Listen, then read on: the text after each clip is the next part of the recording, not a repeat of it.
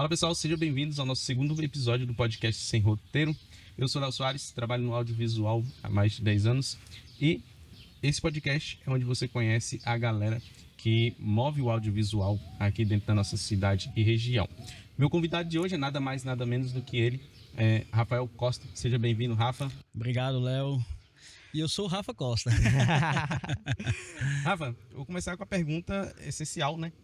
Sim. Cara, como foi que você entrou pro audiovisual? Como é que foi que deu essa louca de você entrar para esse universo aí do audiovisual? Como tudo começou aí pra você? Cara, é uma história até curiosa, né? Porque eu desde muito novinho, na época do filme, do negativo, das fotografias, eu sempre fui aquele famoso piolho de foto. Alguém ia tirar uma foto no aniversário, alguma coisa, eu ia encostando ali, sempre gostei muito de fotografia. E meu padrinho, né, Edson do Foto Estrela, eu tive essa oportunidade, sempre quis trabalhar, na minha cabeça quando eu crescer eu vou trabalhar no Foto Estrela, porque eu via ali coisas legais, essa questão da fotografia, então eu era bem novo, eu já tive esse despertar, essa curiosidade, pedi para trabalhar e comecei lá. Lá eu acredito que, como para muitos aqui de Montes da Lapa, foi a primeira escola, uma faculdade, né? Sim, é verdade. Inclusive para mim também. Pois é. Faculdade, Foto Estrela lá. Poxa, então você começou na fotografia, aí na era do filme ainda? Na verdade, assim, eu fotografar profissionalmente já foi na virada do digital. Mas a gente mexe com fotografia desde a época do filme de forma amadora, desde criança. Sim. Eu acho que por ter muita essa curiosidade de fotografar, aquela criança curiosa, por exemplo, nas festas de família que não foi na época do negativo, né? Sempre a gente tinha uma câmera fotográfica. Sim. Com aquele velho filme de 36 poses. E eu sempre tinha aqueles cuidados de buscar um ângulo, enquadramento, a luz, o flash funcionou ou não, e tirar a foto. Então, desde pequeno, além de aparecer nas fotos, o pessoal sempre me dava câmera para poder fotografar. Naquela de rodar e apertar, depois veio as máquinas que já faziam esse movimento de avançar o negativo automático. E foi bem nessa época aí. E o audiovisual em si, assim, como é que foi sua entrada pro audiovisual? A minha história, ela é bem curiosa e longa, né? Porque já são aí quase 19 anos na área, né? Trabalhando profissionalmente, ganhando com isso. E quando eu comecei a trabalhar no Foto Estrela, a gente tinha várias funções. E na época, né, era bem famosa a questão de eventos. Todo final de semana tinha evento, casamento, formatura, aniversário, essas coisas. Aí meu padrinho falou assim, vou mandar os meninos te ensinar a filmar. Aí eu fui num evento, né, pra poder ver. Botei uma roupa, tava parecendo um garçom com aquela gravata borboleta. Aí todo mundo olhando, novinho, eu tinha 15 anos de idade. Aí o pessoal olhando e dando risada, você tá parecendo um garçom, que não sei o quê. Aí eu fui, olhei, poxa, a galera com aquela filmadora bazucona, fio pra tudo quanto é lado. Aí eu olhei, Harley tava tirando foto só com a máquina no pescoço. Eu falei, eu vou fazer aqui daí? Não, vou tirar a foto.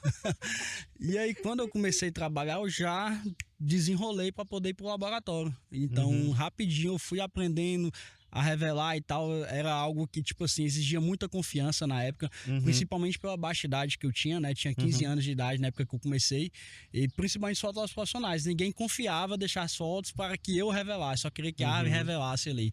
Mas foi bastante interessante nesse fato, porque eu comecei ali. E aí, o que acontece? Eu comecei a fazer, entre aspas, um pouco escondido. Além das fotos dos clientes, às vezes aparecia lá, aquele tipo, deixa aí que quando a árvore chegar faz. Eu pegava, fazia, botava lá numa pessoa, entregava, recebia, não falava nada. E aí, tipo, a gente foi aprendendo, foi desenvolvendo. E como que não falei que o Foto Estrela foi uma faculdade, dentro do Foto Estrela eu tive a oportunidade de aprender várias coisas. Por exemplo, eu comecei no laboratório, comecei a ter esse olhar para fotografar eventos, comecei a ir em eventos, pegava uma câmera que lá sempre teve equipamento, né? A gente pegava a câmera fotográfica e aprendia na tentativa e no erro. Não tinha YouTube que nem a gente tem hoje, não tinha muitos cursos acessíveis. Então eu fui fuçando, pegando o manual, olhando ali o que eram os manuais, tudo em inglês, para poder entender a questão do equipamento.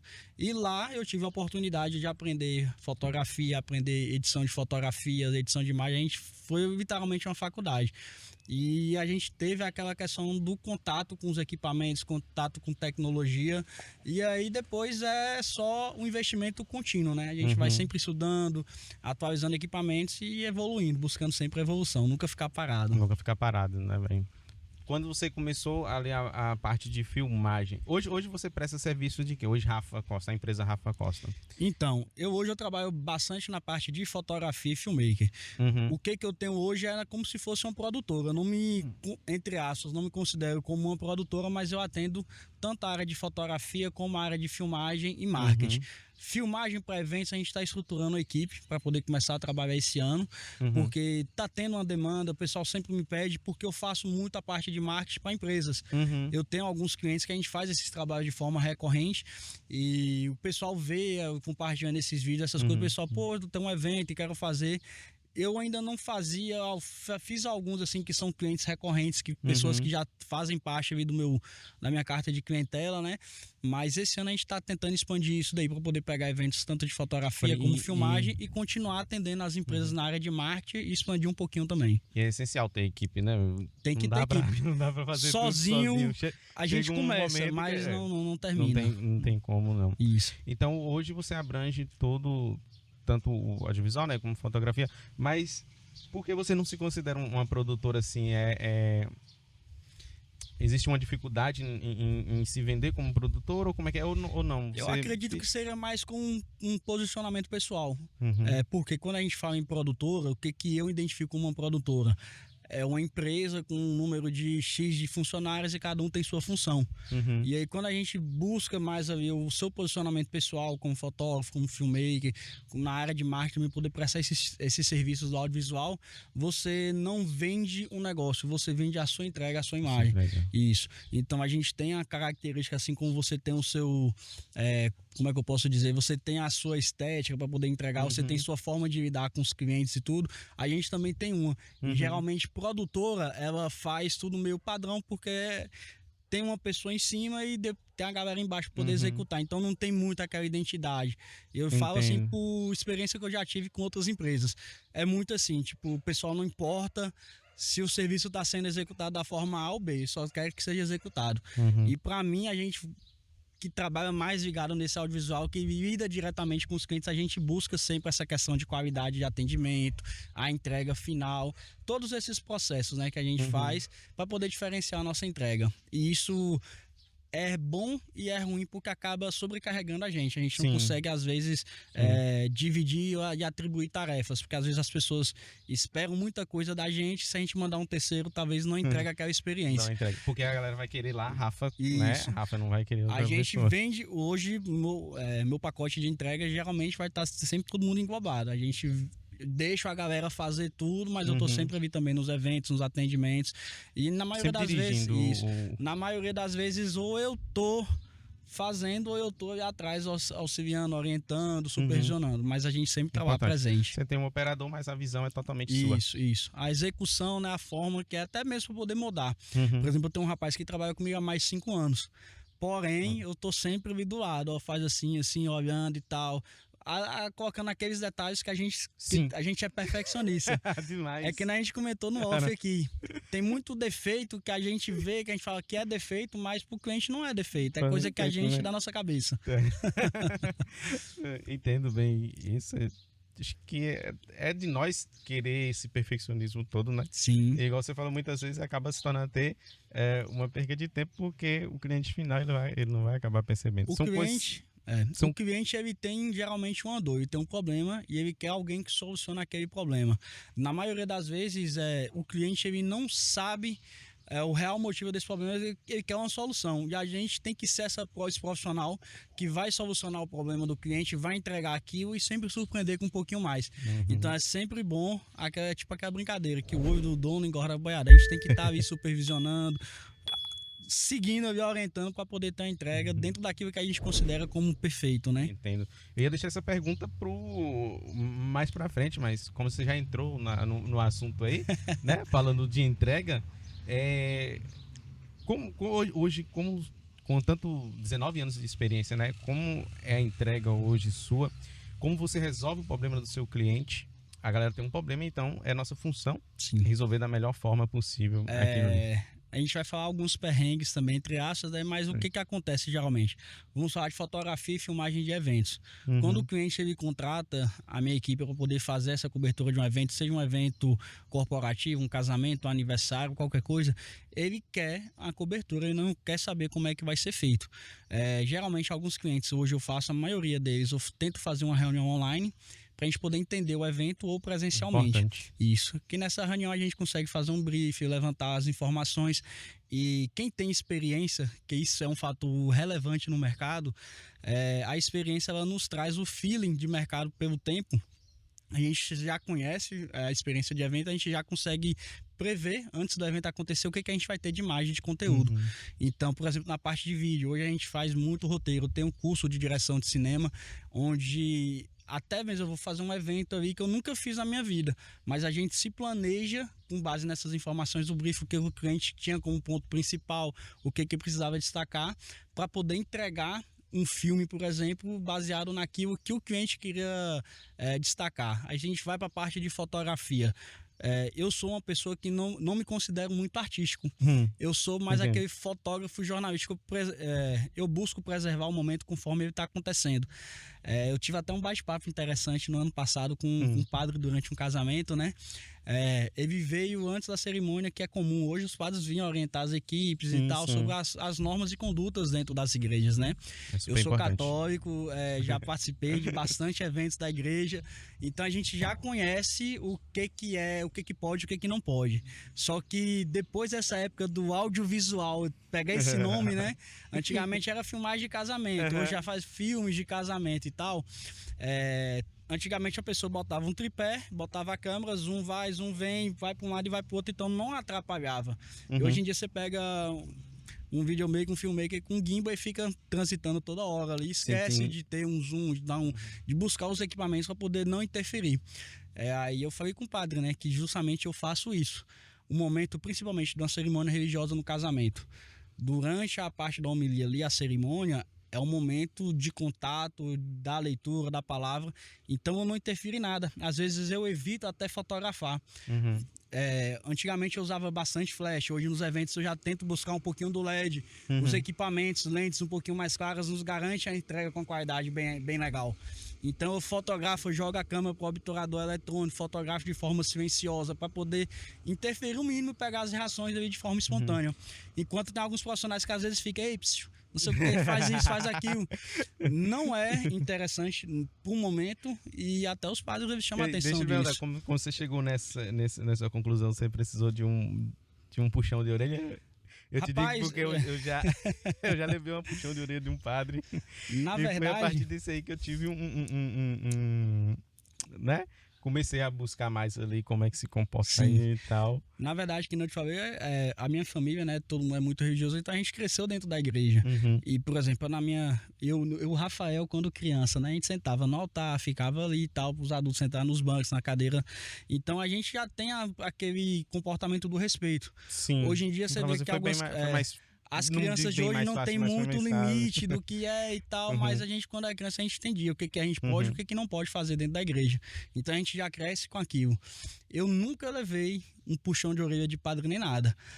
Já levei orientações antes e depois o padre vir falar assim, que não sei o que, coisas, peculiaridades da igreja. Mas eu sempre me porto de forma mais discreta possível dentro do evento, justamente para poder não tirar aquele atenção do que está acontecendo. Então eu fotografo tudo conforme está acontecendo, eu interfiro o mínimo possível. Vai ter um momento de a gente fazer umas fotos ali pousadas, de chamar um casal, chamar aniversariante e tal, mas eu sou o fotógrafo que fotografa de forma jornalística o que está acontecendo, como está acontecendo, e a gente tenta buscar ali reações, emoções, essas coisas, poder não interferir o mínimo possível. O mínimo possível, isso, né? Buscando justamente o tipo de entrega que eu quero, que eu busco, né? Já fiz muita cagada anteriormente, há alguns anos atrás, e hoje eu busco... No início, todos nós tem um erro, seguindo né? essa questão de tendência. Antigamente a gente tinha... Isso é a casa da maturidade na profissão, a gente seguir tendências, né? E a gente aprende, pelo menos eu aprendi, né? Que a melhor tendência que tem é você ser atemporal. Você seguir que uma entrega clássica, elegante, atemporal, é que não faz isso com os meus clientes. Se você pegar um trabalho meu hoje, se você ver se há 10 anos atrás ele seria bonito, se daqui 10 anos no futuro você vai pegar e vai olhar novamente, ele vai continuar sendo bonito. Porque eu vou seguir aquela tendência que é clássica. O clássico ele nunca sai de moda. Agora, quando a gente pega alguma coisa que está na tendência hoje, daqui 2 meses já não é mais tendência. Ainda mais E ainda mais no digital, que tudo, né? A informação é tudo rápida. Rápida e tudo é novidade. O Sim, que era sim. novidade ontem já não é mais. Isso a gente consegue com a maturidade, com o tempo. Eu já aprendi isso já. Cara, eu vi que você criou um canal no YouTube. Sim, Fala um pouquinho dessa experiência, como é que tá sendo, porque você criou. Isso. O que acontece, né? A gente que trabalha com fotografia, a gente não tem tempo para nada. Às vezes é só para trabalhar, para comer e dormir. E ainda mais se você precisa cuidar de casa, ter filho, essas coisas é muito difícil. Porém, eu fazia bastante evento fora, eventos esportivos. E esse ano eu decidi, né? Deus vai vai me guiar aí para eu poder ficar mais aqui. Os meus objetivos é fazer esse tipo de entrega mais esse ano aqui. E assim, muitas pessoas às vezes perguntam sobre essas coisas. Eu decidi, eu falei, não. Eu já tive até gente que fala assim, faz um curso e tal, você não faz. Eu falo, eu faço um workshop presencial. Sim. A gente vem, contrata um modelo, tira suas dúvidas, pega na sua mão e te explico como é que eu trabalho. O que a gente tem de tecnologia hoje no mercado. Eu estudo bastante, eu tenho grupos aqui de os melhores fotógrafos do Brasil em vários diversos nichos, justamente porque eu participo de congressos em São Paulo, fui no ano passado, não, 2024, 2025 não teve, foi online, mas então eu tô sempre antenado nas tendências, técnicas, tecnologias, essas coisas, então a gente consegue entregar o que há de melhor. E aí, fugindo assim, voltando, né? Para poder chegar lá nesse ponto, é a experiência mesmo, é o tempo de vida. Com certeza. E assim, o motivo que você criou o canal no YouTube? Isso, voltando. E justamente por isso, o pessoal vai pedindo bastante conteúdo e o meu objetivo de postar no YouTube futuramente, né? Já tô com alguns materiais gravados, falta ter um tempinho para poder editar. É postar dia a dia, bastidores, curiosidades. Eu gosto de viajar, me considero um aventureiro, por mais que eu ultimamente não tenha tido tanto tempo, mas eu gosto de fazer trilhas, viagens, excursão, essas coisas. Eu já tive uma agência de turismo aqui em Bom Jesus da Lapa chamada RC Aventuras. A gente fazia rapel, acampamento, excursão, várias atividades na cidade, então eu quero trazer isso novamente dentro do tempo, conforme a gente conseguir, para dentro do YouTube e para minha realidade, né, no dia a dia. Mas você, como atende uma área em relação a marketing também, o que você pensa entre o YouTube e Instagram? E já mais pra frente, você falou de viagem, né, que você é um cara que gosta bastante de viajar. Eu vi recentemente que você postou que você foi para Caraíva, em Porto Seguro. Caraíva, em Porto Seguro, isso. Né? Antes de falar um pouco da sua experiência lá, né, e o que você foi fazer lá, fala pra gente um pouquinho, como profissional também do marketing, se o fato de você migrar pro YouTube ou não migrar pro YouTube, né, mas marcar uma presença também nessa rede social, você pensa que vai te trazer a te agregar mais em algum ponto ou não? Como é que é? Isso, na verdade, né, eu acompanho bastante essa movimentação de rede social. Eu ainda sou bem recuso a essa questão do TikTok, Kawaii, essas coisas. Tem muita besteira, né, nesse meio aí. Sim. É muito scroll, é muito rolar pra cima. E aí, o que eu vi, assim, essa questão do YouTube? É ter essa presença online também, não só para mim, mas para outras pessoas, que a gente sabe que o YouTube abrange nível nacional e até internacional também. E foi um incentivo, foi um amigo que é fotógrafo, que tem um youtuber já bem famoso, assim, dentro da área dos profissionais. Pode citar nome? Pode citar não? É o Fabiano Franco. Fabiano Franco. Ele tá lá no YouTube como fotógrafo empreendedor. Ele é Nikonzeiro também, eu uso Nikon. Ele é Nikonzeiro. E ele sempre falou assim, cara, o YouTube ele pode ser uma fonte de monetização, onde você precisa ter constância, lógico, com o tempo, e você... às vezes você falar sobre equipamento, sobre conhecimento, te agrega e te faz lembrar mais sobre isso. Como se fosse um ensinar. Quando você ensina, você aprende mais. Sim, bastante. E aí o meu objetivo é justamente esse, é destravar de certa forma essa parte do YouTube, essa parte de comunicação, alcançar um público maior, não só como fotografia, como clientes na área de vídeo, e também atender profissionais na área de marketing. Eu tenho alguns projetos de documentários que em breve a gente vai fazer. Já tentei participar de alguns editais aí, mas é muito concorrido, é difícil. Bastante, né, velho? Aí são alguns projetos que eu busco fazer nisso daí. E nessa área do marketing, eu acredito que o YouTube ele funciona como posicionamento. Já o Instagram, querendo ou não, hoje é a rede social que funciona como vitrine para todos. Se você vai, por exemplo, no médico fazer qualquer coisa, você vai lá entrar no Instagram do médico para poder ver a referência dele. Eu já vi até um pessoal às vezes falando, né? Você vai pô, você vai num médico que tem 30 anos de experiência, ele é low profile.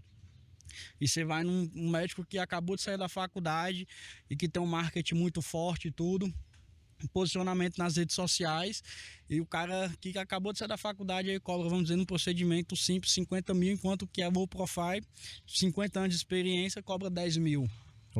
É justamente por isso, porque o Instagram hoje, querendo ou não, ele se torna a nossa vitrine.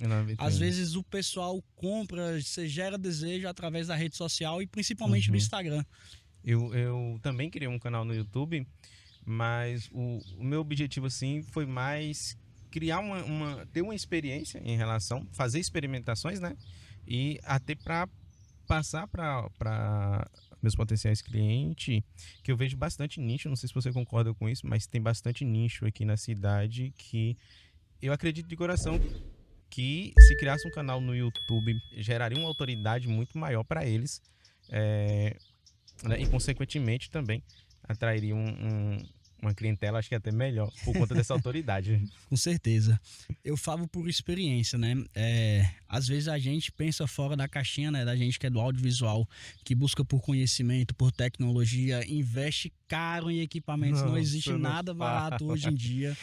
Não existe, é ilusão, viu? Audiovisual não é nada barato. Não existe nada barato. E cada dia que passa, infelizmente, está ficando tudo mais caro. E essa questão do posicionamento, o que eu vejo de experiências, que eu falei, eu participo de grupos de fotógrafos Brasil inteiro, né? Tem pessoas lá que já fiz alguns cursos com, tipo, referência de newborn. A maior profissional referência newborn no Brasil, eu já fiz curso, tem um certificado lá. Em breve, eu quero ir fazer presencialmente também, com uma pessoa que vai trabalhar comigo, que é minha mãe, que ela é foda pra criança. É porque minha mãe, ela é uma autoridade com crianças. Minha mãe, ela é da área da saúde, ela já trabalhou no hospital, já auxiliou em vários trabalhos de parto, essas coisas. Então ela tem aquele jeito com crianças que eu aprendi um pouquinho também quando eu fui pai, há 10 anos atrás, mas porém mais buscando para essa questão de segurança com a criança, porque a fotografia newborn, a gente fotografa bebês recém-nascidos até 10, 14 dias. Pensa na responsabilidade. Isso é muita responsabilidade. E o investimento também é alto. Por enquanto eu não vou atender ensaios newborn, porque a gente tem que investir em equipamentos, essas coisas, a parte de roupas, essas coisas, acessórios, mas o meu planejamento é que esse ano ainda a gente já comece a atender com algumas coisas. Falando em investimento de equipamentos, você já foi desse... eu acho que, não sei, eu acho que todos nós passamos por essa parte de querer sempre estar investindo. Eu acredito que eu vivo nisso daí ainda. Vive, né? Minha mãe fala comigo que eu sou rico, porque todo dia chega coisa lá na casa da minha avó, aqui em casa de equipamento. Mercado Livre toda hora. Mercado Livre, AliExpress, a gente ainda tá ruim, mas ainda compra algumas coisas na AliExpress, porque no Brasil não fabrica nada de equipamento. A gente não tem um cartão de memória, uma bateria, nada fabricado no Brasil. Então a gente tem que importar tudo, e às vezes algumas importações de outros países acabam sendo viáveis também por questão de valores e qualidades. Sim. E aí, voltando um pouquinho àquela questão do YouTube ali, o do posicionamento, né? O que acontece muito aqui em Bom Jesus da Lapa, que eu vejo por eu ter essa presença com grandes profissionais. Às vezes eu falo até com algumas pessoas, eu vou citar o nome de uma pessoa aqui que é um profissional da cidade, que trabalha na área do marketing, e eu admiro demais o trabalho dele, é foda, que é Rodrigo Dias, Papo do Rô no Instagram. Rodrigo Dias, sim, já... Isso. Ele é uma pessoa que vive o marketing 100% no dia a dia em alto rendimento, né? Então, o que eu vejo, São Paulo é a maior capital do Brasil e tudo acontece muito rápido. Às vezes a gente traz alguma coisa que lá já é tendência para cá depois de 1, 2 anos, e o pessoal aqui na cidade ainda tem muita rejeição de aceitar algumas coisas. E por que você acha assim, dessa rejeição? Na sua opinião, o que você acha? São 2 fatores. O primeiro, eu vou citar que é coisa que é fato, que você, com certeza, se você parar, você já percebeu. Depois da pandemia, a gente teve aquele boom de coach, curso, essas coisas. E as pessoas, né, todos os profissionais de qualquer nicho, eles se inspiram em algum mentor. Ele tem algum mentor, ele tem algum professor, algum curso, alguma coisa que ele fez. E ele, às vezes, ele quer ter esse posicionamento igual ou semelhante.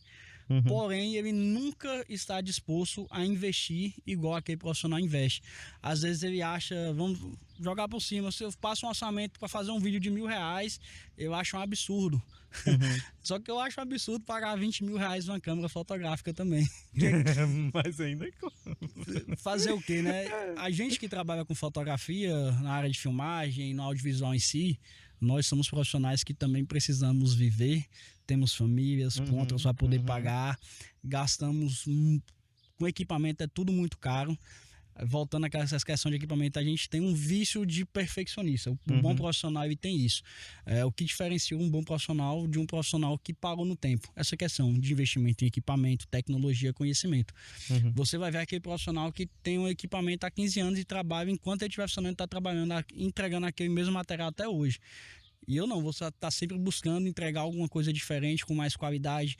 Eu tenho sempre inovando, né? Eu tenho clientes recorrentes que a gente trabalha na parte de marketing que, tipo, de cada 2 em 2 meses eu estou entregando alguma coisinha diferente, entendeu? Ele paga a mesma coisa, mas eu quero entregar algo diferente, algo melhor, com qualidade melhor, justamente para a gente que aquele trabalho serve como uma vitrine também. O que a gente tem de barreira nisso é justamente essa questão do investimento. Às vezes as pessoas, elas querem se posicionar estrategicamente, mas elas não estão dispostas a pagar.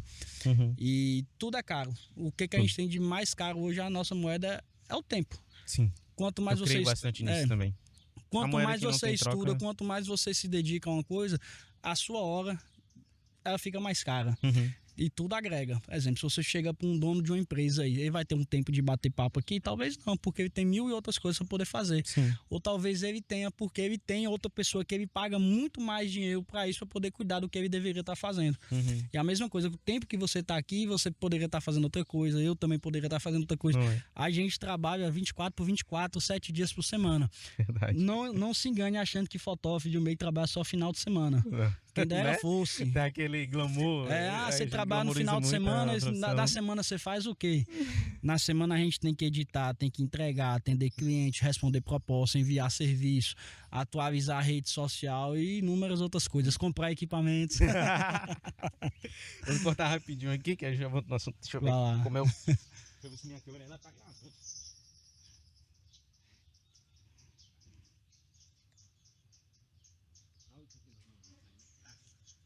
E agora que eu quebrou meu negócio, aí eu tenho que ficar toda hora na bateria. A bateria dura pouco. Não é? Rafa, você tocou num assunto aí sobre precificação, né? Sobre valor. Eu tive no episódio que eu gravei com o Kevin, eu queria até saber a sua opinião. Por que você acha que a pessoa assim, ela não tem, eu acho que não sei se eu posso dizer assim, essa disponibilidade em querer investir? Mas você não acha que é muito do profissional mostrar esse valor? Depende, é uma faca que ela corta para os dois lados. O primeiro ponto é quando o profissional ele sobe o valor, ele tem que agregar na entrega, na qualidade. E o cliente que ele percebe, ele tem essa percepção de que o trabalho dele está sendo entregue com uma qualidade melhor, com uma recorrência melhor, é mais rápido tudo, ele fica satisfeito em pagar porque resolve a dor. Porém, se o seu trabalho, de certa forma, não resolve aquela dor do cliente e numa próxima demanda você sobe o valor, por mais que você invista em novos equipamentos, e ele não ficou tão satisfeito com aquela entrega anterior, ele não vai enxergar valor dentro do seu trabalho. Por isso você tem, às vezes, essa diferença. E do outro gume, que é até polêmico falar, é até a questão dos profissionais da região. Eu falo que a gente sofre bastante com isso, porque hoje em dia trabalhar com fotografia é muito fácil. Não é, né? A gente tem que falar sobre responsabilidade e tudo mais. Porém, qualquer pessoa que pega uma câmera fotográfica, eu vi agora no final do ano várias pessoas pegou uma câmera fotográfica, abriu um Instagram profissional falando que estava vendendo fotografia de ensaio, evento, formatura, essas coisas, querendo surfar essa onda dos eventos e cobrando preços que são irrisórios, né? Foto de R$5, de R$8, de R$10, que pra gente que vive de verdade, que vive, né? Que não é quem tem como um hobby como uma segunda opção. Quem vive de fotografia, esses preços não paga, não vou falar nem nossas contas, né? Veja lá equipamento. Minha realidade hoje... Você acha que não falta muito de conhecimento, não? Falta de conhecimento da galera? Então, qual o problema? Às vezes, por exemplo, você tem mais de 10 anos, eu tô com 19 anos de profissão e chega uma terceira pessoa aqui que acabou de comprar uma câmera fotográfica, não entrega trabalho nenhum, não tem experiência, não tem aquela segurança, às vezes nem para poder fazer o evento. Eu cobro, por exemplo, eu cobro 10 mil, você cobra 5, a pessoa cobra R$1.000. A pessoa acha que por eu cobrar 10 mil, eu sou louco, eu tô cobrando caro demais. Você 5 mil, nossa, tá caro. Que o preço da pessoa que cobra R$1.000, que é o valor de mercado. Mas se você for procurar, eu conheço vários. Se você for procurar essa pessoa daqui 6 meses, daqui 1 ano, ela não vai estar mais sendo da fotografia porque não sobrevive. Veja lá, ganhar dinheiro. A gente trabalha. Isso, fotografia, audiovisual é um trabalho. A gente precisa ganhar dinheiro, investimento é alto, nossos custos são altos, a gente precisa viver, comer, pagar casa, tem vários gastos. Essa resposta sua entrou no tema que eu ia perguntar, né? Como é que você enxergava o audiovisual aqui dentro da cidade e região? Entra mais ou menos nisso, entra mais ou menos nisso mesmo. O mercado, eu falo assim, o mercado ele tá para todo mundo. Essa questão de concorrência, essas coisas é super válido, é super saudável. O que às vezes é chato para mim, por exemplo, que eu tenho 19 anos, tem questão de entrega, sistemas, equipamentos bem mais alto, a pessoa querer comparar o valor do meu serviço com o valor de uma pessoa que é iniciante, tá com equipamento chato, de entrada. Né? É chato, já passei por situações assim que... Hoje, graças a Deus, né, eu consigo filtrar e atender quem a gente busca que quer um serviço de qualidade. Eu prezo muito pela entrega, pela experiência. Isso, meu cliente ideal. Hoje você já consegue... eu só entro dentro de um projeto hoje, graças a Deus, e o Bom Jesus da Lapa, hoje eu posso escolher alguns projetos. Às vezes eu recuso. Recentemente teve um projeto que eu vi uma entrega por minha parte e não tinha entrega da outra. E assim, tipo, poxa, eu tô me doando para poder fazer essa entrega e a outra pessoa do lado de lá não tá tendo essa mesma doação. Só esperando de você. Aí eu falei, não, eu não vou fazer mais. Aí eu fui, mandei uma mensagem explicando o motivo e tal, não participei do projeto. E desejei toda sorte, que desse tudo certo, que nem deve ter acontecido, beleza. Mas hoje, por exemplo, às vezes um cliente e fala, eu tô fazendo um aniversário de 15 anos, eu tô conversando com outros profissionais, tô vendo o preço, eu queria saber o valor do seu serviço. Eu já nem passo. Eu já explico, como você está procurando o preço, você vai buscar pelo menor valor. Infelizmente, você já manda essa resposta já? Exatamente dessa forma. Eu falo, infelizmente eu não vou conseguir te atender, porque como você acabou de citar, você está procurando, dentre os profissionais que você vai achar no telefone de indicação, o profissional do menor valor. E eu não sou e nem quero ser o profissional que tem o menor valor. Talvez eu seja o mais caro, talvez eu seja no meio, mas eu quero um cliente que vai buscar uma experiência. Eu não entrego só, tipo, a pessoa me contrata, eu vou lá, faço o serviço, entrego, acabou. A gente sempre quer entregar mais, né, velho? Eu tenho toda essa questão. Esse vício da gente, esse perfeccionismo que a gente busca, muitas vezes acaba refletindo nisso aí, porque tipo, o cliente contratou aquilo que você formulou, aquele pacote que você formulou. Aí você lá, não, eu quero entregar mais. Você sempre entrega. Isso é bom. Isso é bom. Sim, isso bastante, é bom. Bastante. Essa questão de preço, né, de valor, a gente sempre busca entregar algo mais do que é contratado, porque a gente sempre quer entregar o melhor que a gente pode oferecer para o cliente. Então, hoje eu não procuro só esse serviço, essa entrega simples. Tem aquela velha mensagem, é algo simples. Eu não faço algo simples. Eu já falo logo, um já evento, ouvi muito isso. Um evento, vai ser só um bolinho, que não sei o quê. Eu falo, eu sou um profissional que a gente trabalha com eventos. Talvez o valor do meu serviço não seja o que você está procurando. Eu nem, de certa forma, até um respeito até com o cliente. Claro. Que eu não vou perder meu tempo e nem fazer perder o tempo dele. Porque geralmente as minhas propostas hoje são todas personalizadas. Eu personalizo, precifico o preço, eu tenho uma precificação completa do meu serviço de acordo com o que o cliente ele busca de experiência. Você vai fazer um evento... tem uma base, não tem? Isso, eu tenho uma base. Tem uma base. Para cada tipo de serviço, para cada tipo de entrega, a gente tem um valor X. E, por exemplo, quando eu faço uma reunião com o cliente, seja online ou presencial, que a gente formula um brief ali e depois eu venho para poder sentar e formular essa proposta, eu tenho um serviço A, B, C e D, e o cliente quer um serviço, por exemplo, o serviço B e D. Eu fecho o valor, entrego para ele. A gente sempre entrega mais, mas é tudo personalizado. Então, às vezes o cliente ele entra em contato com a gente e fala assim, eu vou fazer um casamento, um aniversário, eu queria saber o preço. Eu preciso saber onde é que é, a data, a gente precisa conversar sobre, saber o que você está planejando no evento, para eu poder saber o que é que eu consigo te entregar. Minhas entregas, elas hoje são todas personalizadas, é um diferencial do meu atendimento. Eu acho isso interessante porque nem todo mundo tem a mesma necessidade, né? Sim, cada evento é único. Cada evento é único, cada situação é única. Agora, uma coisa, não sei se isso já aconteceu com você, e você tem essa percepção. Quando a pessoa fala que é algo simples e você aceita, pensando que é realmente algo simples. Geralmente são os eventos e os trabalhos que mais te dão dor de cabeça e problema. Olha, Você não acha? eu não caio mais Então nessa já aconteceu de que é com algo você. simples, eu não caio mais. Já aconteceu com você. Eu já tive experiência, né? Eu morei 6 anos em Brasília e eu já fui num evento que o valor do meu ticket não era, sei lá, um item de decoração. Uhum. Eu já fui num evento de alto padrão que o valor que eu cobrei pro serviço não é menosprezar nada. Eu falei, tipo, esse arranjo de flores aqui valia mais do que o valor que eu cobrei pelo serviço. Mas porque entendeu? A gente cai naquela coisa assim, não, eu quero algo simples, vai ser rápido, você não precisa disso e daquilo. Não vou querer muitas fotos. E aí, não tenho dinheiro para pagar.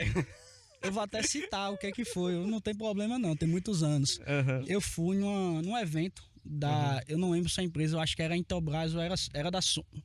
Eu acho que era da Sony, da Dell, alguma coisa assim, de segurança eletrônica. Um evento corporativo e tal, só tirar umas fotos do que está acontecendo.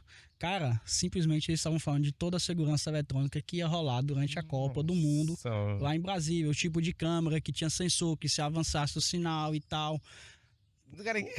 A mesa de entrada lá de flores era mais do que eu cobrei do meu serviço.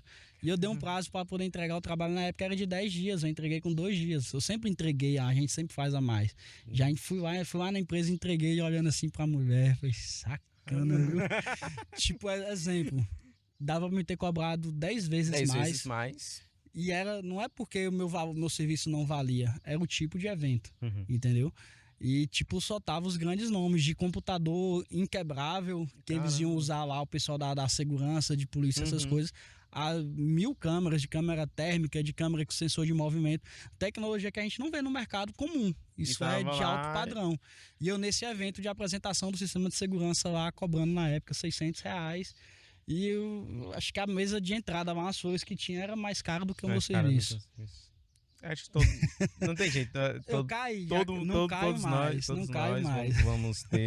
Todos nós vamos passar por situações iguais a essa, mas faz parte do crescimento, né, velho? Faz parte do amadurecimento, igual você falou. E ele já entra também no assunto de perrengue, né? Eu era bem jovem ainda, tinha entre 15 e 16, no máximo 17 anos. Uma vez o telefone tocou, uma pessoa me pediu poder fotografar na casa dela, passou o endereço aqui no bairro São João, né? Eu cheguei lá, procurei o endereço, a casa, bati na porta, uma senhorinha atendeu. E eu nunca tinha visto uma pessoa falecida dentro de um caixão na minha vida, né? Eu tinha mais ou menos 16 anos. E era pra fotografar a pessoa lá falecida dentro do caixão. Aí eu fiquei meio assim em choque, né? Quando eu cheguei, eu olhei sem saber. Aí a velhinha falando, era o esposo dela, né? Eu queria uma foto aqui assim e tal, de lado, pegando a vela com o terço, outra comigo do lado.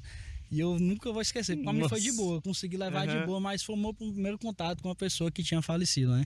Assim, questão de família, eu nunca tinha visto, assim, ninguém e tal. Minha mãe também nunca me levou. Então foi a primeira vez. E eu lembro até hoje, foram 7 fotos, dava R$21, R$20 com desconto, era R$3 cada foto. Aí eu fui lá, depois entreguei e comentei com minha mãe, eu vi um defunto. Minha mãe, o quê? Que não sei o que. Eu fui, contei pra ela, meu Deus, você nunca viu, e veio logo na hora, né? Eu falei, pois é, não, mas foi de boa. Aí eu tinha que, vai ter pesadelo, foi de boa, bem tranquilo. Boa, né? Aí eu fiz as fotos, foi um senhorzinho, a esposa dele, do senhorzinho que tinha morrido era a esposa dele do lado, né? E aí eu tive um outro problema, né? Que tem bastante tempo, foi relacionado a um casamento.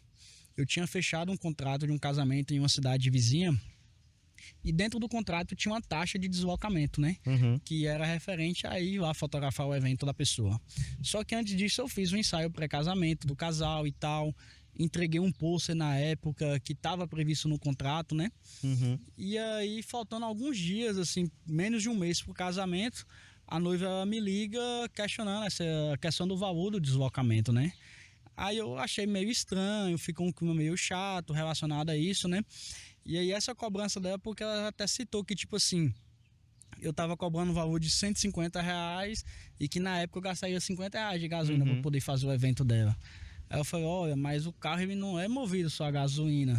A estrada é ruim, tem pneu, manutenção, tem toda essa questão do desgaste. Eu não cobro, não é pela gasolina para eu cobro realmente uma taxa de deslocamento, independente. Aí criou aquele que um pouco chato, que ela questionando, que ela não achava certa essa cobrança. E aí, qual foi sua decisão diante disso? E eu acabei cancelando o contrato. Aí eu falei com ela, então faz o seguinte, a gente vai cancelar o seu contrato, você procura outro profissional, vou fazer a devolução. Ela já tinha pago 50% adiantado. Fui lá, fiz a devolução dela, justamente para não ficar aquele clima chato. Imagina, eu tô lá no evento, fotografando o casamento, ela meio tensa, porque já teve esse atrito comigo relacionado a essa questão de valores, algo que já foi acordado, não ia ficar legal. E ainda ia abrir, de certa forma, até depois da entrega, ela questionar alguma coisa que não ficou do jeito dela e não ia ficar um clima legal.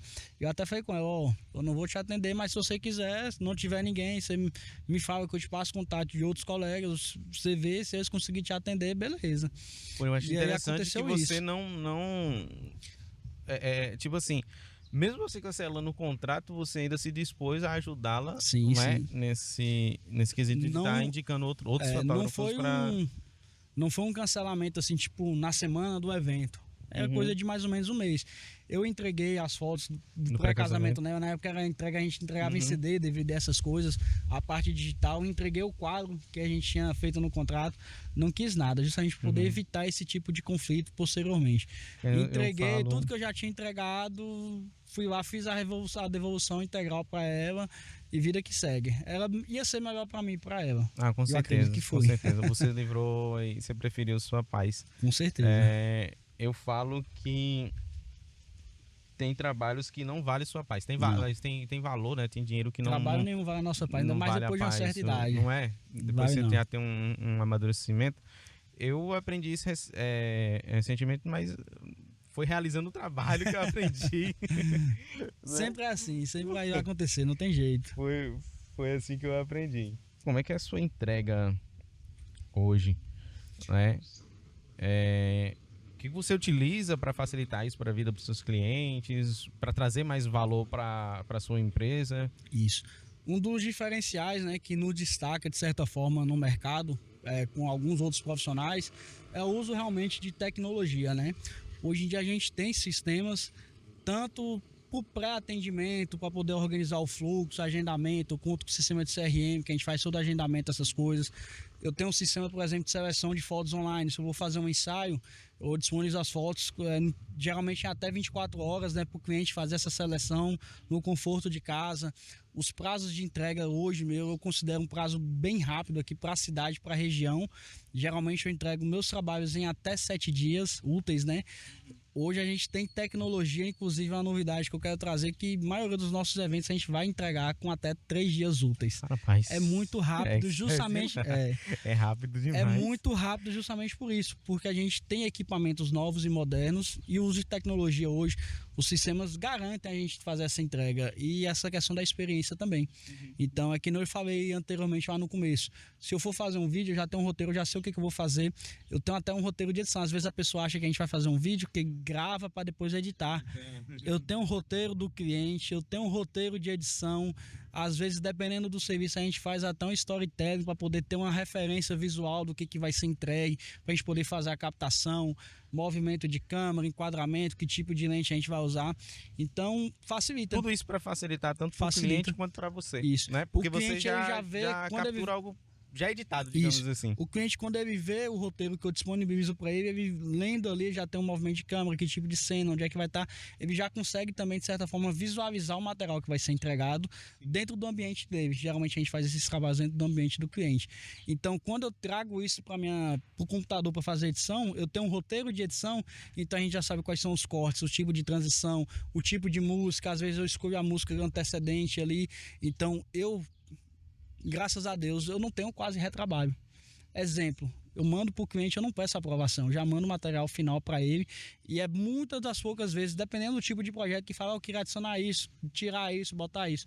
Mas isso não vem de você. Quando você fala assim que você não pede a aprovação, no caso já é uma estratégia Não é Justamente porque como eu entrego um roteiro detalhado, o cliente já sabe o que, é que ele vai receber. Sim, E eu entrego aquilo que foi interessante. acordado anteriormente. Então eu não tenho essa questão de mandar o vídeo, o cliente aprovar, que não sei o que, para depois mandar, troca a música. Você sabe que trocar a música acabou. Nossa. Acabou o vídeo, Nossa. né? Calma, é uma edição nova. É uma Você tem que fazer nova. tudo do zero. E aí É você melhor você teria que apagar cobrar tudo novamente. e fazer de realmente, novo. Realmente. Então, eu não tenho esse trabalho justamente por isso. Depois que eu fiz o curso de direção de cinema, a gente aprende a trabalhar e eu consigo ter esses prazos mais curtos para poder fazer uma edição, uma entrega. Hoje, em alguns eventos, a gente faz entrega real time. O que seria esse real time? É justamente algo que existe muito fora. E aqui para a cidade é novidade. Em São Paulo, quando você vai nas grandes capitais, isso é realidade. Eu estava fazendo a cobertura da corrida na corrida que teve aqui da prefeitura. E teve aquele evento também do Muay Thai. Você utilizou no mesmo dia? Foi. Você utilizou desse sistema para full time? Por exemplo, como é que é esse processo? Eu fiz a captação das fotos, né, na corrida da prefeitura de manhã. Cheguei em casa, enquanto abri as fotos aí no computador, fui descansar, fazer outra coisa, né? Depois editei e botei dentro do sistema rapidinho, tipo 1h da tarde já tava tudo online. E à noite a gente foi fazer o Lapa Fight, né? Eu tava voltando de uns recessos de algumas datas de evento, eu só tava na parte de entregas e comecei a atender eventos novamente. No Lapa Fight eu consegui disponibilizar algumas coisas lá durante o evento ainda. Eu só não consegui, exemplo, sair do Lapa Fight com 90% do evento entregue por conta da internet. Você viu que toda hora o pessoal desligava o quadro, essas coisas. Teve esses e aí nesse cai, desliga, a internet não ficou com conexão legal. E eu preferi não fazer, deixar para fazer em casa com uma conexão bacana. Mas o que eu podia fazer com o computador já adiantava, já separei tudo certinho. Falando desse, quando foi que você entrou com essa, eu não digo opção, não, mas com esse tipo de entrega? Não, com esse tipo de entrega. E aqui voltando pro audiovisual, de saber primeiramente o que o cliente quer. Você já teve essa dificuldade de ter cliente que fala assim, Rafa, eu quero um vídeo, mas eu não sei o que eu quero. Estudo. Ou então eu quero um vídeo, aí você faz com base no que você entendeu, aí depois ele fala, não era isso que eu queria. Como é que você trabalha isso com o seu cliente? Isso realmente é estudo. A gente investe em conhecimento nessa parte para poder justamente conseguir solucionar a dor do cliente. Às vezes a gente já fiz alguns trabalhos com a equipe de marketing, que eles sabem o que você quer, você faz, entrega para a equipe de marketing, está pronto. Só que às vezes a maioria dos meus clientes eles não sabem o que eles precisam. No brief, nessa reunião que eu faço, preferencialmente ao vivo, né, com a pessoa ali, ou online, eu consigo ali abordar algumas dores, o que ele precisa demonstrar e tudo, e eu busco entregar tudo de forma estratégica. Então, seja vídeos curtos, seja um vídeo um pouco mais longo, que tenha valor que o cliente busca, seja algo sentimental, seja algo com vendas, seja questão de posicionamento, a pessoa quer se posicionar como uma referência dentro de um nicho. Você não tem essa dificuldade de identificar? Não tenho. Aliás, não é dificuldade sua de identificar, mas do que entregar. Não, do cliente, o próprio cliente não vem para você com essa dificuldade. Ou se vem, você já soluciona ela de primeira? Como é que é esse processo seu? Isso, as minhas experiências até hoje. De saber realmente o que ele quer. E quando isso não acontece, como você procede para saber o que ele realmente quer? As minhas experiências até hoje com os clientes é justamente por isso. A gente faz esse briefing, eu entendo o que o cliente quer apresentar. Só que ele, na maioria das vezes, ele não é um profissional da área de marketing, ele não sabe o que precisa ser apresentado. Então, quando ele paga para a gente fazer o serviço, eu vou solucionar esse problema dele. E, por exemplo, voltando àquela questão de não aprovação do vídeo, eu tenho uma aprovação do roteiro. Eu mando o roteiro para o cliente, que ele consegue ler, ele vai enxergar o vídeo acontecendo. O cliente me aprova o roteiro, às vezes eu mando até o texto, o que ele vai falar. Hoje eu tenho disponível, né, um teleprompter, o cliente ele lê olhando para a câmera, se preciso. Então, eu tenho dificuldade de gravar, de falar e tal. E aí vai lá, tem a solução, né? Eu tenho uma solução. Não tem problema, eu tenho você vai ler aqui. Você vai ler o texto subindo no teleprompter, olhando direto para a câmera. A gente vai posicionando, vai monitorando. Então, o que o cliente geralmente ele aprova é o roteiro. Ele vai aprovar o roteiro, ele vai mudar o texto a depender da realidade dele. Por exemplo, eu vou fazer um vídeo para um dentista. Eu não sou o profissional ideal para poder entender tudo sobre essa parte de odontologia, mas a gente faz uma pesquisa sobre, eu busco referências no mercado de outros profissionais, né? Não é só fazer um vídeo, às vezes eu preciso entender. Por exemplo, eu tenho a empresa que faz a minha contabilidade, eu entrego o serviço de audiovisual. Eu pesquiso sobre assuntos que às vezes elas ainda estão se familiarizando para poder abordar. Agora que, tipo, reforma trabalhista, essas coisas aí, vários impostos, tipo, às vezes eu tô pesquisando sobre esse tipo de assunto pra gente criar conteúdo juntos e que às vezes o profissional nem não é da rotina dele ainda. Então existe esse estudo de mercado, eu procuro referências com outros profissionais que são nas redes sociais justamente para poder entregar essa solução já pronta para o cliente. Isso é bom que facilita muito para ele. É rápido. Né? É rápido. É rápido tanto para o cliente como para mim. Sim, Hoje em dia eu falo assim, quanto mais rápido eu solucionar o problema do cliente, por isso que eu tenho entregas rápidas. Eu não fico com aquele trabalho, aquele projeto, 7 dias, 10 dias, gente, não. Eu vou falar, quanto mais tempo você fica com ele, pior fica, porque para você finalizar. Às vezes você posterga a edição, você entrega, dá aquela preguiça, você faz outra coisa. Eu não, eu já tenho um fluxo, os sistemas que eu utilizo, né, a gente tem até uma agenda, eu trabalho com lista de edição. Como é que funciona? Vamos dizer que eu tenho 6 contratos na mesa. Cada contratante, eu trabalho hoje com pagamento 100% antecipado, né? Sim. Ao evento, justamente porque eu deixo a data, o horário, tudo exclusivo. Eu tenho até os dias de editar já na minha agenda para o cliente. Às vezes é muito comum eu pegar uma maratona de 7 dias, trabalhando, fazendo captação, fotografando, filmando todos os dias, e na outra semana não pegar nada, porque já tem os dias de fazer edição. Eu tenho lá no meu sistema. Tal dia a entrega do cliente A, na terça-feira entrega do cliente B, na quarta-feira entrega do cliente C. Então, por isso que a gente consegue ter um fluxo rápido de entrega, tudo organizado. Às vezes o cliente acha que é só o momento que a gente está ali, esse momento da gravação, mas a gente planeja tudo com antecedência, tem a reunião com o cliente, tem o dia da captação, a gente estrutura, faz tudo lá conforme a gente planeja anteriormente. E não chega no momento da edição da entrega, eu já sei o que eu preciso fazer, o que eu preciso entregar. Sim. É previsível. E a gente trabalha de previsibilidade, a gente consegue fazer tudo rápido. E falando de conhecimento não audiovisual, acho que como toda área, né? Acho que isso está em todos os nichos. Você não estuda somente audiovisual, né? É tudo. É tudo. É tudo igual você falou. Você, para solucionar o problema de um dentista, advogado, você vai... contabilidade, corretagem, pessoal de corretor de imóveis. A gente pesquisa sobre tudo e acaba conhecendo também um pouquinho do nicho, né? Pra gente poder ter essa propriedade de criar alguma coisa. Hoje em dia a gente tem, graças a Deus, à nossa disposição as ferramentas de inteligência artificial. Eu tenho um dos meus sistemas que eu tenho uma parte de site, seleção. Eu tenho uma inteligência artificial que eu configuro porque o meu fluxo de trabalho. Então, geralmente, eu mando ela lá, o que ela me retorna, eu adapto para dentro daquela necessidade, que a inteligência artificial não é 100% perfeita. E passo para o cliente.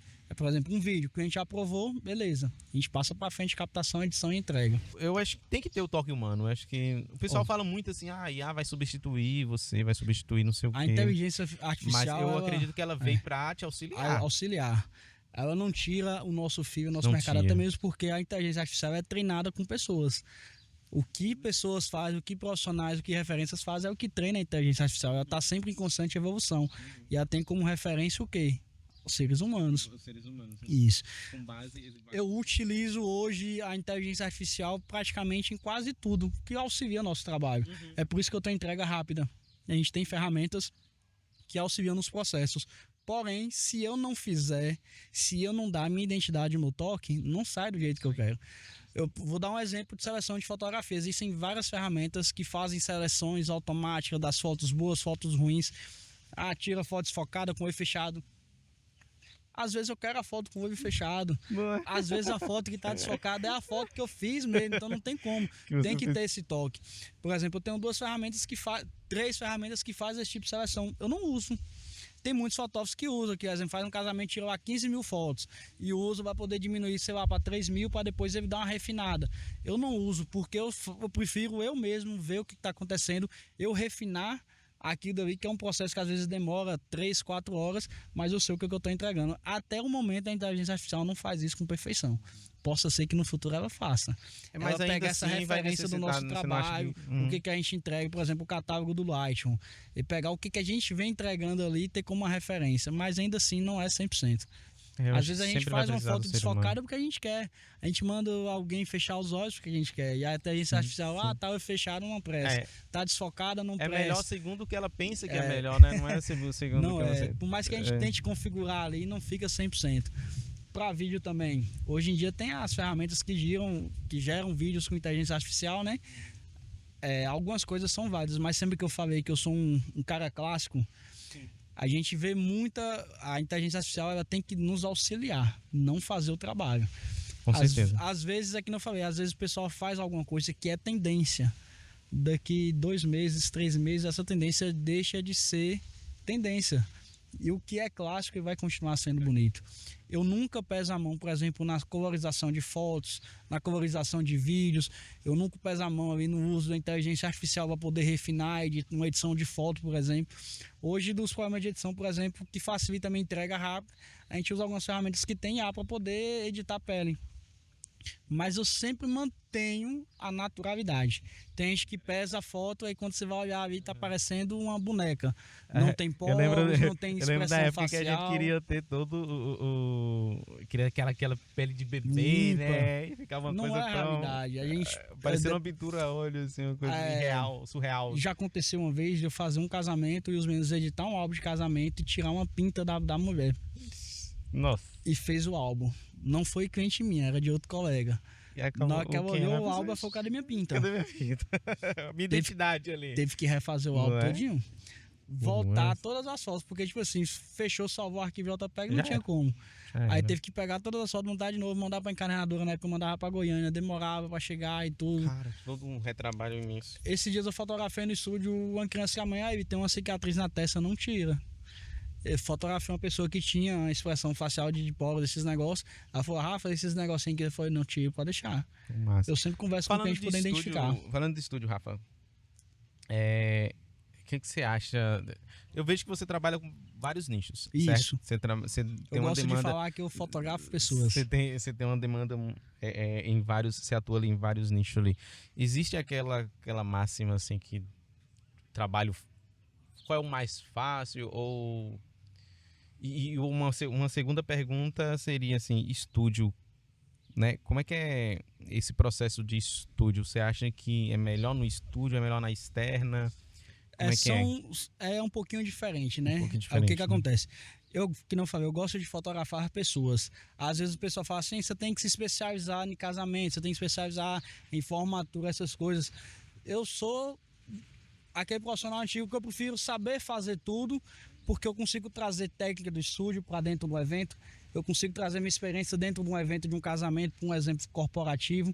Então, essa experiência, se eu fosse nichado em um nicho sozinho, a gente não teria esse feeling para poder trazer. Eu atualmente, há uns 2 anos atrás, eu estou dando uma pausa por motivo de saúde, eu trabalhei bastante em vaquejada. E quando eu cheguei na região para poder entregar vídeos e fotografia de vaquejada, o pessoal ficou... Tipo assim, porra, a gente nunca viu isso aqui na região. Justamente por quê? Porque eu tinha a experiência de fotografar outros tipos de eventos, essas coisas. Eu trouxe o conhecimento de outros eventos para lá para dentro. Assim como a experiência que eu tive na vaquejada, às vezes a gente traz para um evento esportivo, uma corrida de rua, uma corrida de bicicleta. O que para muitos seria um problema, você acaba utilizando como diferencial. Para mim é a experiência. Massa. Por exemplo, eu hoje, o que eu mais gosto de fazer, que eu me sinto bem, é o corporativo. Porque, que não falei, a gente acaba aprendendo várias coisas de várias profissões e eu sou uma pessoa comunicativa nessa parte de network. Então, eu gosto de conhecer, de aprender um pouquinho de cada coisa. Então, eu gosto muito do corporativo. Só que eu consigo trazer referências de várias coisas para minha entrega de diferentes nichos. Isso aí, para mim, é um diferencial. Massa. Que eu consigo trazer. E aí, quer acrescentar mais alguma coisa? Se deixar aqui, a gente passa o dia todo falando. Não é, velho? A gente falar vamos ter que fazer um terceiro episódio, uma terceira parte, uma segunda parte disso aqui, né? Com os colegas, eu falei tipo assim, exemplo, a gente tava numa festa, E tinha os colegas de trabalho, a gente só falava sobre o trabalho. Eu falei, porra, aí, todo assunto, vamos falar de futebol, de política. Sim. Os caras, todo mundo trabalha com isso, vai falar sobre o quê? Vai falar sobre trabalho, não tem jeito, sobre fotografia, sobre evento, negócio. Vamos falar de política. Vai falar um assunto que a gente domina, né? Vamos brigar aqui sobre política, vamos falar sobre futebol, é melhor. Tá bom, já chega de trabalho o dia todinho lá. Cara, é verdade. Tem hora que enjoa. Voltando um pouquinho para a questão do estúdio. O que eu gosto do estúdio é que a gente tem um ambiente totalmente controlado. Fotografia, filmagem, a gente sabe que é tipo 100% luz. E a gente tem um ambiente que a gente consegue controlar a luz e direcionar a intensidade e tudo. É um diferencial. Hoje eu tenho um estúdio, eu não faço tanto estúdio como eu queria. Esse ano eu vou tentar ficar um pouco mais ativo, fazer algumas opções para atender mais no estúdio, justamente por isso. Ter um estúdio é bom, né? Eu tenho. Assim, falando profissional. O ruim do estúdio é os custos, que a gente fica comprando equipamento toda hora. Eu compro equipamento, certo? Mas a questão de estúdio a gente Você acha que um estúdio ele exige um investimento alto, assim? Para começar, não. Para começar, não. O que você precisa? Geralmente de um fundo infinito, ou tecido, ou papel, e uma fonte de luz, a pessoa já começa a fotografar com ela dentro do estúdio. E metragem? Na sua opinião, cara, o estúdio dos sonhos eu não tenho. Seria um estúdio de pé direito alto, com pelo menos 12 metros assim, de profundidade, uns 4, 5 metros de largura, fundo infinito, opções de colocar outras coisas. Isso seria um sonho. Esse seria o ideal. Porque você tem um pé direito alto, você consegue posicionar a iluminação por cima, as luzes de recorte atrás e tudo que não interfere no ambiente. Mas o meu estúdio hoje tem 4x3. Eu queria ter um pouquinho mais de profundidade para poder fazer. De largura, são 3 de largura e 4 de comprimento. 4 ainda você acha pouco? Eu acho pouco. Porque, assim, o que diferencia um profissional, a gente sabe que é questão de lente. A lente ela tem a distorção de acordo com a milimetragem. Se você fotografa em 20, 35, 50, 85, 100, 105, a gente tem aquelas distorções diferentes, né? A gente sabe que o corpo ele vai ficar com a deformação diferente. E o ideal, o que o olho humano enxerga? Geralmente é o 35mm no full frame e esteticamente que todo mundo acha lindo é o 85mm. Eu queria ter um espaço em fotografar corpo inteiro 85mm. Eu não tenho, eu só consigo fotografar com 20, 30mm, eu não consigo fazer um corpo inteiro. Meio corpo eu faço de 50 geralmente, eu fotografo estúdio quase o tempo todo 50mm, mas eu não consigo fotografar um corpo todo com 85, seria o ideal para mim. Você quer deixar alguma mensagem para os seus clientes ou para a galera em geral? Eu acho que E depois do seu recado, fala aí onde é que a galera te encontra. Eu acho que aquela frase clássica, né? Fotografar não é só apertar um botão. Existe muito conhecimento, a parte técnica por trás, o sentimento, a emoção, posicionamento. E às vezes o pessoal fala assim, quando vê as fotos direto na câmera, né? Caraca, que foto linda, essa câmera arrasa. Não é a câmera que arrasa, somos a gente que fotografa. Pô, também com uma câmera dessa aí, né? Eu faria uma vez uma pessoa virou pra mim e falou assim, essa câmera aí fica boa. Eu falei, pô, tira uma foto minha. Eu vou mudar as configurações, tira uma foto minha do meu jeito e vai. Aí eu olhei assim, mas aqui tá tudo escuro. Eu falei, ué, com a câmera dessa qualquer um faz? Faça então, meu amigo. Boa. E é isso. E é um prazer, viu? Agradeço pelo convite aí, Léo. A gente já se conhece, já se encontrou em alguns locais aí. Sim. E é sempre bom e importante a gente ter esse momento de bate-papo. Eu tenho bastante amizade com vários profissionais, a gente tem essa questão de conversar e falar sobre, né? Às vezes até demais. Você vê que se começar a falar, não para nunca. Porque a gente vai trocando essas experiências e é algo que flui. Eu te agradeço por ainda mais com tantos anos de experiência, muitas histórias para poder contar. Com certeza. Resumir 19 anos assim de experiência, né? Eu vou falar, já vai precisar de ser uma terceira parte, uma segunda parte. Já trabalhei em Bom Jesus da Lapa, morei em Brasília. Tinha parado de fotografar em Brasília, mas a fotografia me encontrou lá também. Continuei trabalhando nunca lá, voltei pra cá. A gente pode abandonar, mas eles nunca nos abandonam. Enquanto você tiver uma câmera, você vai estar sempre fotografando, vai ter sempre alguém te chamando para poder fotografar. Rafa, antes da gente finalizar nosso episódio aqui, quem seria a próxima pessoa aí que você gostaria de ver aqui no nosso podcast? Cara, que não eu falei, eu tenho uma amizade com praticamente todos os profissionais da cidade, né? Graças a Deus. Mas eu vou indicar uma pessoa que virou um parceirão meu. Eu tava num evento, ele viu eu trabalhando lá, tipo, rapidão, tal, desenrolado. Ele veio, conversou comigo, a gente fez alguns projetos juntos. Que é Henrique Batista da HB Mídias. Henrique Batista, conheço. Henrique Bala. Henrique, o convite é você, eu quero ver você aqui na próxima, viu? Quem quiser me encontrar, né, só ir lá no Instagram, Rafa Costa Fotos. Em breve, esse ano, eu tenho uma assessoria que está fazendo um trabalho com a gente aí para poder melhorar o nosso posicionamento para esse ano, porque eu vou ficar mais aqui na cidade, eu não pretendo viajar muito. Tem um site também que é rafacostafotos.com.br. E o YouTube tá lá, Rafa Costa Fotos. A partir da semana que vem já começo a passar alguns materiais aí que eu já gravei. Tá só finalizando a edição e é um material bem massa. Eu agradeço, Léo, pelo convite. E sempre que precisar que a gente puder ajudar, tá à disposição. Eu que agradeço mesmo de coração por ter aceitado o meu convite. Pessoal, é isso aí. Espero que vocês tenham gostado desse episódio, né? Se você gostou desse episódio, gosta desse tipo de material, de trabalho que a gente faz aqui, deixe seu like, comente aí, compartilhe com o máximo de pessoas. Manda pra galera, possível. Manda lá no grupo da família, do Baba, do futebol. Eu falei, aqui você vai conhecer a galera que compõe todo o audiovisual da nossa região. Eu sou Léo Soares, né? Filmmaker. E assim, se você deseja aí criar um conteúdo de qualidade para sua empresa, né? Rafa Costa aqui. Está à disposição, tanto eu como o Léo aí. Beleza? É isso aí. Um forte abraço. Até o nosso próximo episódio. Tchau, tchau. Valeu. Deixa rolando aí, tem quantos minutos? 4 minutos? 6? 3? 3 minutos aí. Eu pensava que ia levar mais de um cartão. É isso. O curso muito alto. Valeu, meu querido. Obrigadão. Precisando de qualquer coisa. Valeu, galera. É isso Me aí. deu uma câimbra aqui mais cedo, vocês nem imaginam. Mas antes eu vou aproveitar agora que daqui a pouco cai um torozão.